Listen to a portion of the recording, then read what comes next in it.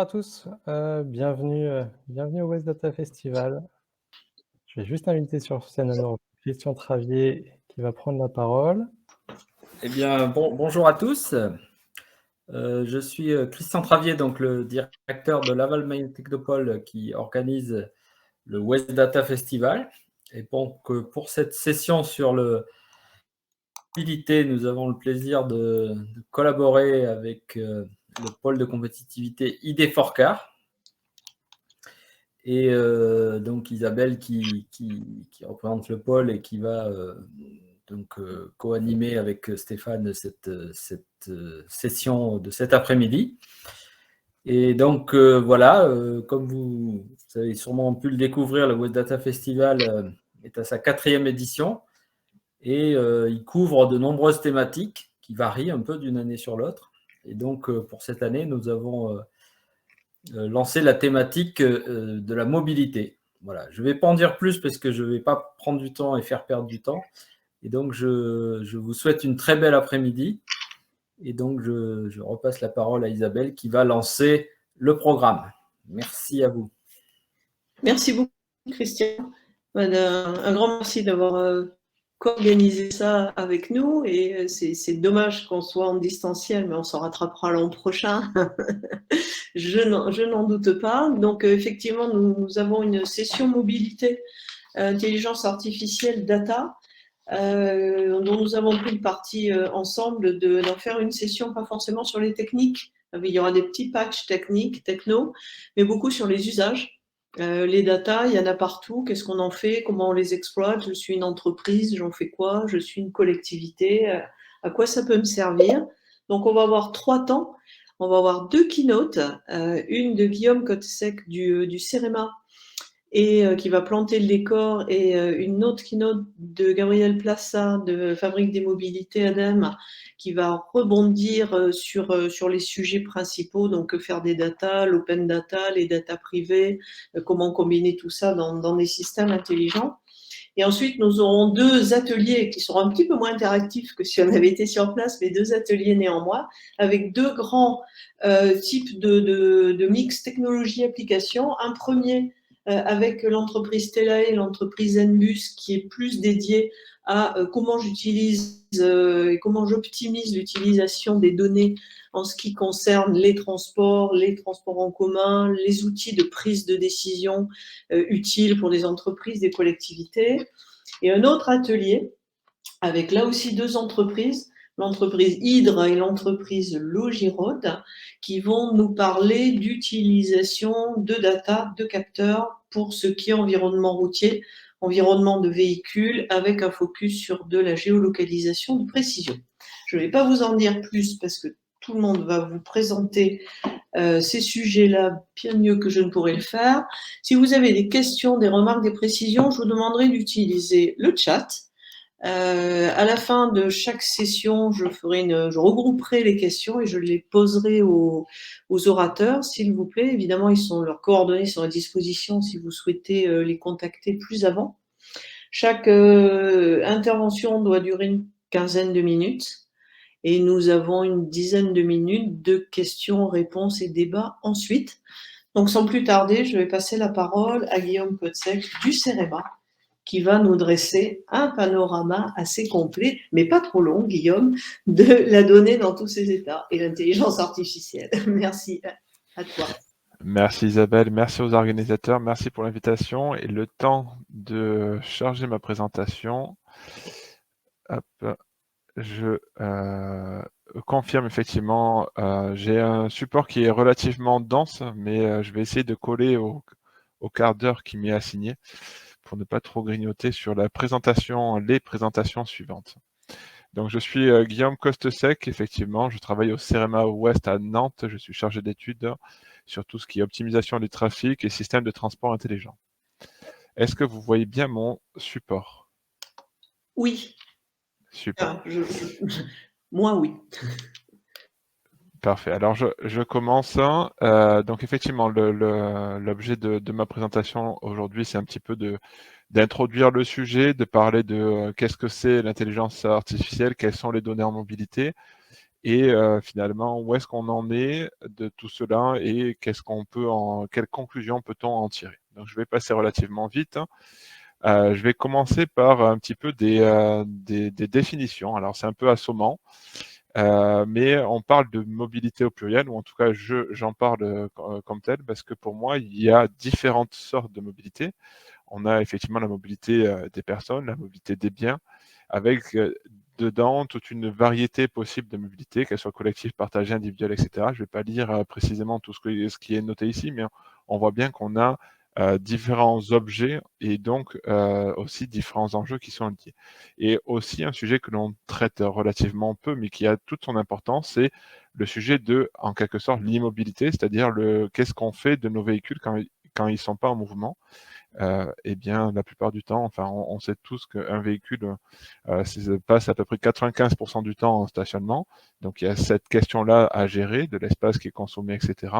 La question aussi de l'approvisionnement. Alors, c'est effectivement les stations de recharge pour les véhicules électriques, etc. Les informations pour la localisation des stations-service, etc. Et puis aussi toute la question du contrôle et de l'entretien des véhicules. Donc on voit qu'il y a beaucoup de sujets en fait quand on parle de mobilité, voire même d'immobilité. Alors autour de la mobilité, pardon, quels sont les enjeux? Pour moi, j'en dénombre 4 principaux, qui sont à la fois la question de la décarbonation. On ne peut pas faire comme si aujourd'hui on était dans un monde infini, donc on a des ressources finies, on a des problèmes, un enjeu climatique majeur. Donc, effectivement, le secteur des transports y contribue de façon assez importante. Donc là, il y a tout un enjeu autour de cette question-là. Il y a la question de la multimodalité de l'optimisation, c'est-à-dire pouvoir densifier, massifier l'usage des transports. On sait très bien que si chacun utilise un véhicule personnel, demain, avec la hausse démographique et ces questions climatiques, ce ne sera pas tenable. Et il y a aussi toute la question des décongestions routières, etc., bien sûr. Un troisième enjeu, c'est tout ce qui est, alors j'ai essayé de le mettre sous un chapeau inclusion sociale et territoriale, mais c'est quand même un peu plus large. Il y a tout ce qui est égalité homme-femme. Alors, je pense notamment sur la difficulté pour les femmes de prendre des transports en commun en soirée ou autre, des problèmes de sécurité, d'insécurité. Tout ce qui est question d'usagers vulnérables, les piétons, les enfants, les seniors, les populations défavorisées qui n'ont peut-être pas toujours accès aux moyens de transport dont ils ont besoin, notamment pour pouvoir se rendre à leur travail ou autre. Et bien sûr, la question de la fracture numérique. On va beaucoup parler de data aujourd'hui, d'IA, qui sont des choses qui nous impactent beaucoup, mais qui finalement laissent un petit peu sur le côté sur le bord de la touche nos aînés qui sont pas forcément très à l'aise avec ces outils-là. Un quatrième enjeu, c'est tout ce qui est sûreté et sécurité. J'en ai parlé un tout petit peu.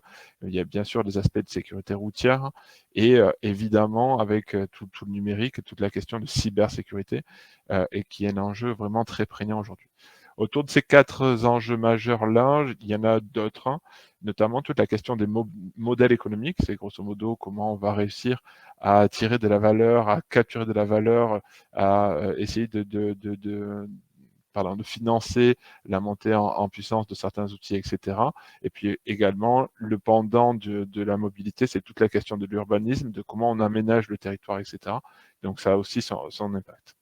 C'est-à-dire que, par exemple, pour essayer d'illustrer, c'est demain, si tout le monde se déplace dans des véhicules autonomes et que le temps de transport, c'est du temps que l'on peut passer à regarder la dernière série ou à continuer à travailler, on va pouvoir peut-être se permettre d'habiter beaucoup plus loin de son lieu de travail. Et donc, il y a une question aussi autour de l'étalement urbain qui est assez importante. J'avance. Hop, pardon. Pour rapidement introduire les notions d'intelligence artificielle. Je suis pas moi-même un expert de ces questions-là, et je ne sais pas si autour de la table, quelle est la connaissance de tous les acteurs, mais aujourd'hui, l'intelligence artificielle, on en parle, c'est comme vous l'avez mis dans la présentation, un peu le buzzword, mais on ne sait pas tellement comment le définir, et c'est assez amusant finalement pour quelqu'un qui est un peu profane d'essayer de comprendre ce que c'est.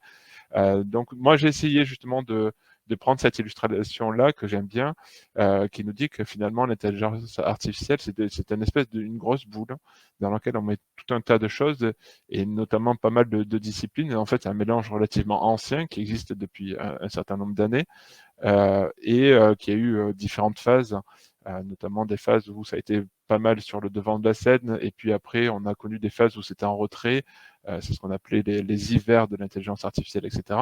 Et puis, désormais, on en parle d'autant plus que des nouvelles méthodes apparaissent, qu'on a de la puissance de calcul, des capacités de stockage, tout ce qui est le stockage décentralisé, le cloud computing, etc. Donc c'est vrai que les techniques aujourd'hui permettent de favoriser l'émergence de ce qu'on appelle l'intelligence artificielle. Mais il faut savoir qu'au sein de l'intelligence artificielle, finalement, on a des techniques qui sont relativement anciennes et classiques, ce que j'ai appelé old school, que ce soit des problèmes de régression linéaire, des problèmes d'arbre décisionnel, c'est-à-dire est-ce que mon véhicule a 4 roues, oui, non, ensuite est-ce qu'il est blanc, gris, etc. Donc ça, je le dis de façon un peu caricaturale, mais c'est aussi à la base de pas mal de techniques de machine learning, d'apprentissage automatique. Et effectivement, ce qui a aussi permis le boom de l'intelligence artificielle ces dernières années, c'est tout ce qui a trait à l'apprentissage profond, le deep learning, qui a été favorisé notamment avec les travaux d'un Français qui s'appelle Ian LeCun, qui travaille désormais chez Facebook, qui a permis d'améliorer les techniques d'optimisation des réseaux de neurones profonds, dits profonds, c'est-à-dire avec beaucoup de neurones et beaucoup de couches, et qui sont aujourd'hui des méthodes qui sont très performantes, mais très souvent peu interprétables. C'est-à-dire qu'elles fonctionnent un peu en boîte noire, c'est assez difficile d'ouvrir le capot et de comprendre ce qui se passe dessous. Voilà pour un peu cette introduction rapide sur l'intelligence artificielle. Et maintenant, alors, je vais essayer de faire un petit panorama des données de mobilité, et en fait, il y en a énormément. Alors, j'ai essayé de les classifier en 3 grandes catégories. Une première catégorie qui sont les données de demande. Alors, je ne vais pas tout lire, mais c'est effectivement tout ce qui va avoir un lien avec des capteurs qui sont à la fois sur l'infrastructure ou embarqués. Et le premier capteur que l'on a quasiment tous dans la poche, c'est notre smartphone, qui va nous donner tout un tas d'informations, notamment par le biais de la géolocalisation. Isabelle le disait, il y aura un atelier un peu plus tard autour de ce thème-là, donc qui nous fournissent tout un tas de données. Au-delà des smartphones, aujourd'hui, nos véhicules sont également connectés, collectent énormément de données, et donc potentiellement, c'est une ressource qui est utilisable.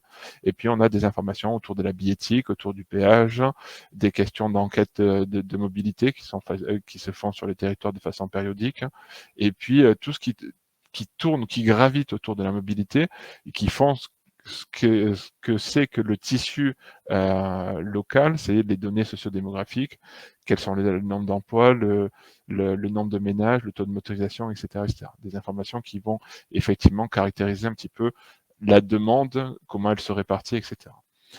En pendant de ce côté demande, on a effectivement des données d'offres également, avec la première des données, c'est finalement la structure du réseau et toutes les règles afférentes, c'est-à-dire par exemple les interdictions de circulation pour certains types de véhicules, les vitesses limites, la pente, etc.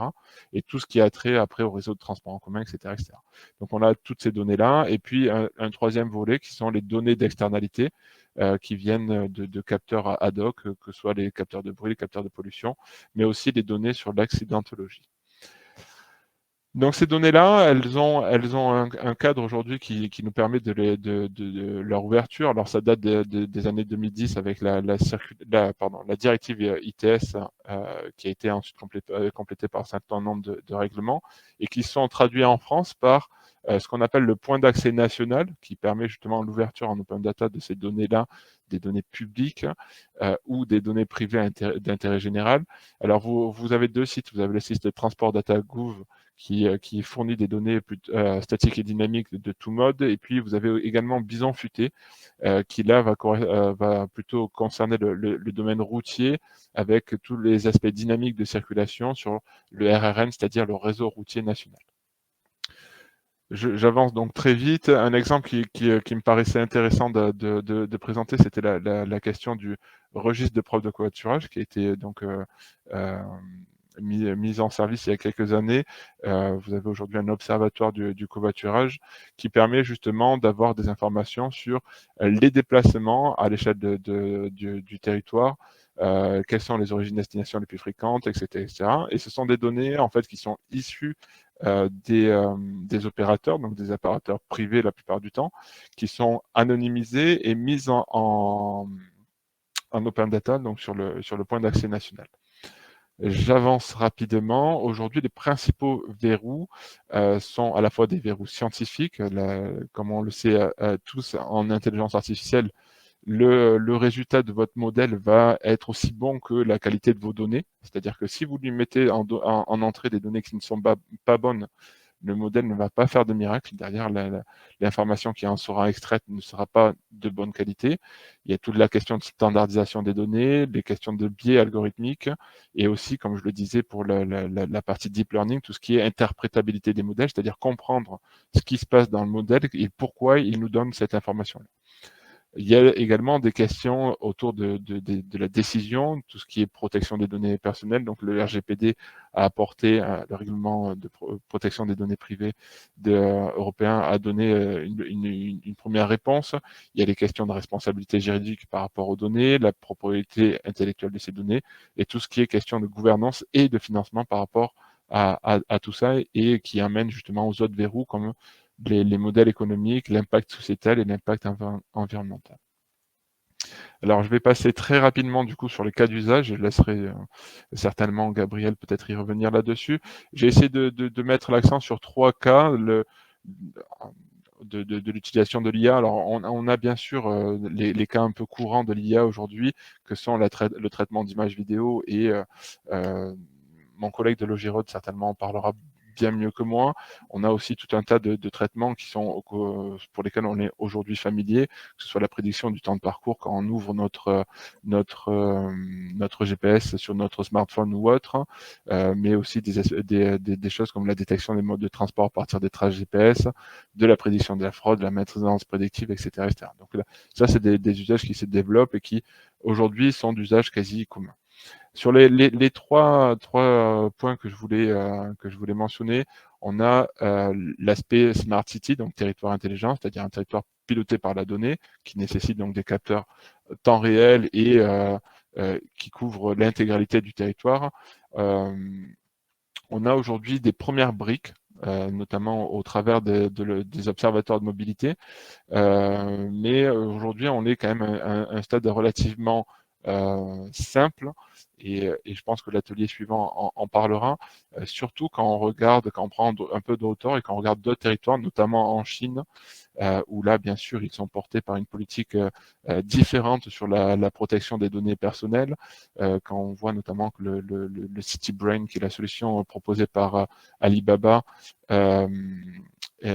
équipe déjà plus d'une vingtaine de villes, etc., avec tout un tas de surveillance, d'optimisation et optimisation des feux de trafic, etc. Voilà, on est sur une autre échelle aujourd'hui que celle que l'on peut connaître en France. Le deuxième point, c'était quelque chose qui se développe énormément, c'est la mobilité servicielle, le MaaS, Mobility as a Service, qui en fait permet de proposer un bouquet numérique de services de mobilité à l'échelle d'un territoire, avec un seul compte de mobilité et toute une information, une billettique multimodale qui est regroupée. Donc ça nécessite en fait d'ouvrir les données des opérateurs, peu importe que ce soit la CNCF, Veolia, Transdev, etc., ou JC-Deco pour les vélos, etc. Peu importe, en fait, les données sont ouvertes, et moi, utilisateur, je peux avoir accès à ces moyens-là depuis mon téléphone, depuis une seule application, avec un seul compte qui est rattaché là-dedans, et qui finalement permet d'avoir un trajet et une mobilité dite sans couture. Et le dernier point, avant de conclure, c'est la question des véhicules connectés. Donc c'est certainement le point le plus saillant aujourd'hui en termes d'IA et de données. On entend beaucoup parler de ça dans les médias. On a aujourd'hui une diversité de véhicules et d'usage de ces véhicules-là, qui vont des véhicules individuels. Alors on pense notamment à la Google Car, c'est celle qui nous avait un petit peu tous alertés à l'époque, aux véhicules partagés, que ce soit des navettes autonomes, comme la navette de... son Navia, qui a été testé sur plusieurs territoires en France, et notamment ici à Nantes, ou les bus autonomes, etc. Et d'autres usages, que ce soit la livraison avec les droïdes, ou la gestion des véhicules sur un aéroport avec Stanley Robotics. Ce ne sont que des exemples, il y en a d'autres. Donc au final, si on regarde ces trois solutions-là, donc la Smart City, le MaaS et le véhicule connecté, si on met en regard les quatre enjeux principaux que j'avais mentionnés, la décarbonation, l'aspect multimodalité et optimisation des réseaux existants, l'inclusion sociale et la sécurité, finalement, l'aspect Smart City, aujourd'hui, elle intervient surtout sur l'aspect multimodalité et optimisation. Elle a des impacts indirects sur la décarbonation et l'inclusion sociale territoriale. Le MaaS, lui, va couvrir un petit peu les trois premiers enjeux, avec notamment un impact très fort sur la multimodalité. On va favoriser finalement l'usage de transports massifiés autres que la voiture individuelle. Elle peut avoir des impacts sur la décarbonation et l'inclusion sous certaines conditions. Et le véhicule connecté ou automatisé, lui, peut couvrir un peu tous les champs, mais on a quand même un certain nombre d'incertitudes aujourd'hui. C'est des objets qui ont encore à faire leurs preuves, et surtout, ça va beaucoup dépendre de la forme que ces objets vont prendre. Comme je le disais, si on a des véhicules autonomes ou automatisés individuels, finalement, remplacer un véhicule classique, conventionnel, par un véhicule autonome, ça ne va pas changer grand-chose à la question de la congestion et aux aspects environnementaux, etc. Donc il y a aussi pas mal de choses à faire là-dessus en termes d'usage. Juste une ouverture et je m'arrête là. Donc Voilà. il y a des groupes de travail qui sont constitués autour de la donnée et la mobilité, notamment un groupe de travail porté par la Tech ITS, et puis une démarche qui est relativement récente, et c'est pour ça que j'en voulais en parler.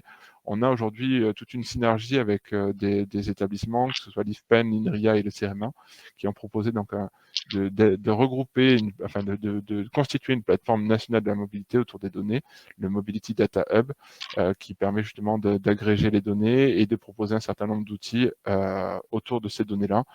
Donc c'est un projet qui est encore tout balbutiant.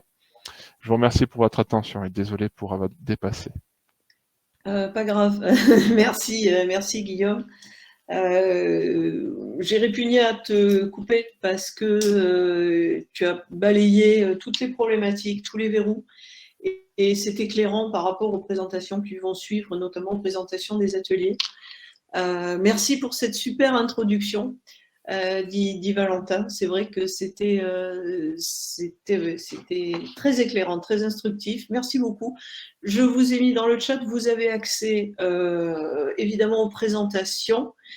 Sans plus attendre, je passe la parole à Gabriel Plassa, qui va donc se présenter brièvement et rebondir. Merci Gabriel. Merci, bonjour. Je vais du coup faire une petite présentation. Donc moi je travaille à l'ADEME et je suis cofondateur de la Fabrique des Mobilités, que je vais aborder dans ma présentation. Alors, voilà. C'est bon? Ouais, c'est bon pour moi. Ça marche. Alors comment on passe? Voilà. Donc, pour parler donc IA et données, je fais un bref rappel un petit peu sur le système auquel on s'attaque. En fait, se déplacer, c'est coordonner un véhicule, une énergie, des infrastructures et de l'information.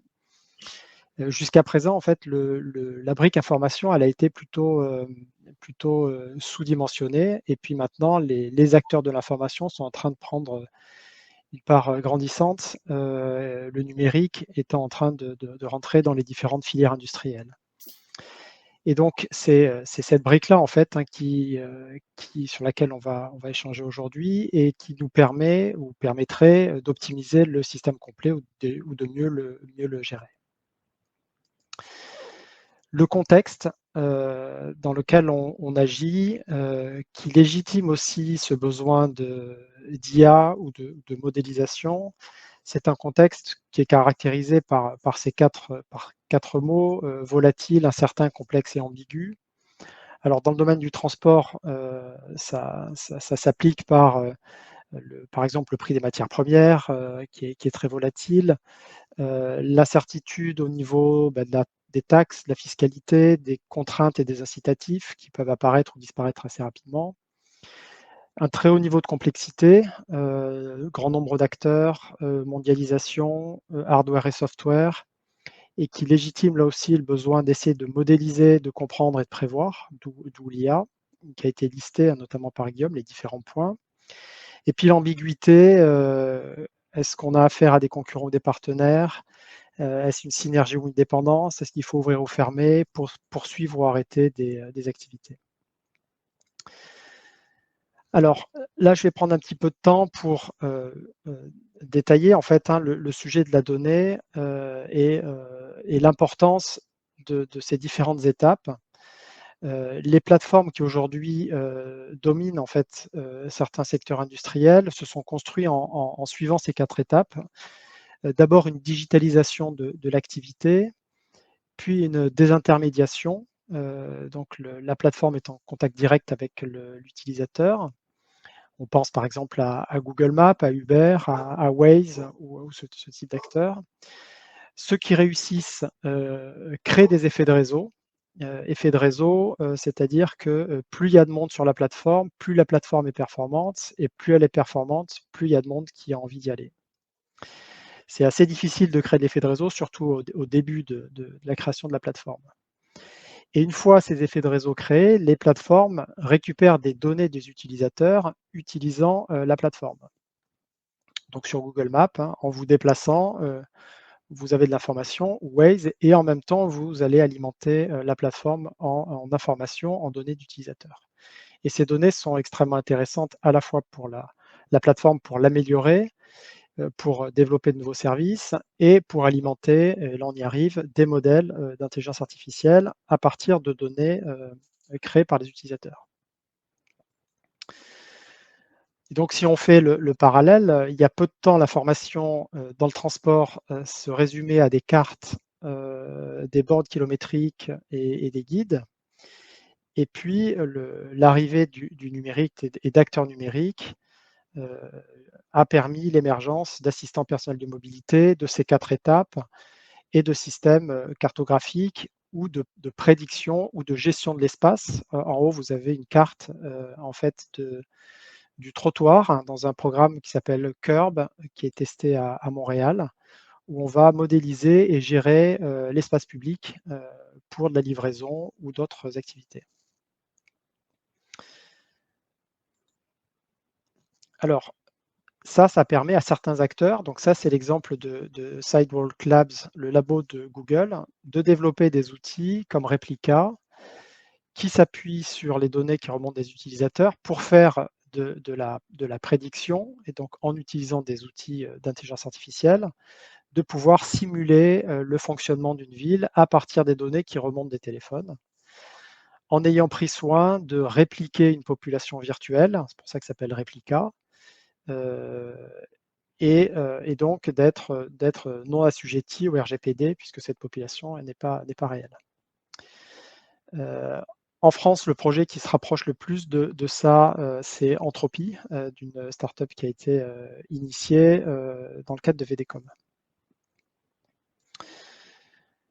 Dans la fabrique des mobilités, on insiste, nous, sur l'importance des algorithmes, d'utiliser des algorithmes open source, l'importance de la qualité des données, comme ça a été évoqué, d'utiliser des données ouvertes et de produire des données ouvertes. Et je vais prendre plusieurs exemples de ce courant qui est en fait pas uniquement philosophique, mais bien très concret. Ça, c'est le programme chinois de la voiture autonome qui s'appuie sur des logiciels et des outils de simulation open source. Le programme, c'est Apollo. Donc, une partie des ressources sont ouvertes.